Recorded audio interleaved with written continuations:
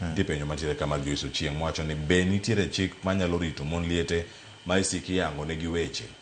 wach mantiere kar kanyo ilose kodgi kachal koda riwruoge mamoko masiro mon liete kor gwenge e gwenge ma Kaluo e kaunti ma Nairobi ka kod alwora mar Kenya mangima ni to gimak gi e yo machal nade giriwre kodgi e yo machal nade mondo ratiro mar yoriti kendo gidak e ngima makare kata nindo mago mag wuon pargi kuonde ma gintiere kuonde mopogore opogore obed marimo gi kawa tiere chik manyalo rito mon liete kata chuo liete miyango ne gi wach wan gi moro miluongo ni defamation laws ni kipo ni wacho wach mok adier ewi ng'ato wachno nyalo hinye kendo wachno miyo ing'iye e yo marach kata e yo mok kare onyalo donjo ni gi defamation ni wacho gik mok adier ewi yango ne wacho gik mok adier mano chik manitiere kendo en chik ma ng'ato nyalo tiyo godo ma mondo mi oyud ratiche king'iyo organizations ma wan godo tinde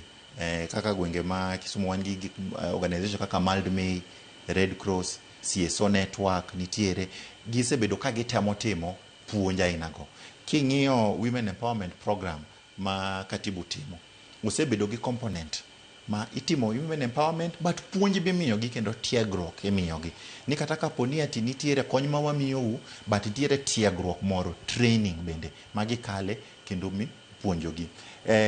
gima katieko en ni chike nitie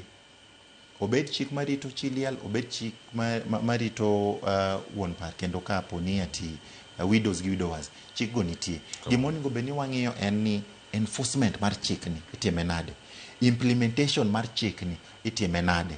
to onego bed ni kendo wakelo other stakeholders chife onego bed ni waloso godo joma chuo ma e gweng' onego bed ni waloso godo kata padri bishops man godo e kanisa bendo onego bed ni wapuonjo wamiyogi tiegruok mondo mi kata ka giloso gi jogi to iketo negi kare ni mond liete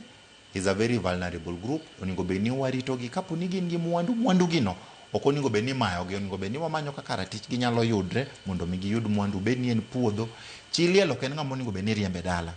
chi liel nigi a right as much as joma nonyuol e dalano mondo mi obed gi lowo kanyo mondo mi oged kanyo mondo mi opur kanyo mondo mi nyithinde odong kanyo mano gima nyaka jine erokamano Seth agoniro kono kubedo kodwa okinyi ma kawuono ka warango chike mantiere kar ka achiel kachiel mano ka warango gi kendo kwanono gi ka achiel kachiel wabedo kodi